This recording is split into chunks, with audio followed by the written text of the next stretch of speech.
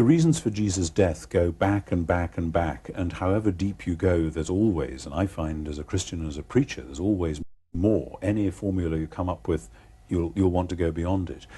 When we look historically at why Jesus died, clearly several people in authority just thought he was a pain and they wanted to be rid of him. It's very likely that Pontius Pilate actually had some kind of a spy network that would have had a file on Jesus already. And if Pontius Pilate did have that sort of a network, he would have known that Jesus was some kind of odd troublemaker, and it's quite likely he'd have wanted him out of the way. But that's just at the sort of the foothills level of the mountain in the middle, which is that Jesus' own vocation and self-understanding was that he had to bring Israel's history to its climax. He had to do the thing which would redeem Israel and the world. And that at the heart of that was going to be a vocation to suffering, which is there in the prophetic literature.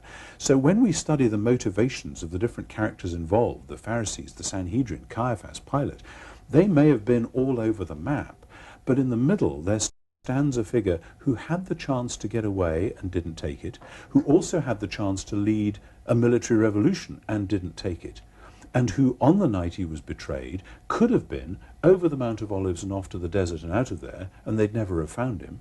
Or he could have said to Peter and the boys, okay, get some swords together, surprise night attack. He could have been king for a day or a week or maybe a year, and then what? Who knows?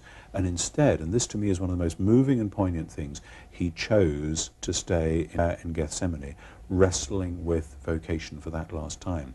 So that when we say, why did Jesus die? Well, of course Pilate, of course Caiaphas, of course they've all got different agendas which combine in this explosive way. But at the heart of it is Jesus' own awareness that this was what he had to do, because only so could the promises be fulfilled and the world be saved.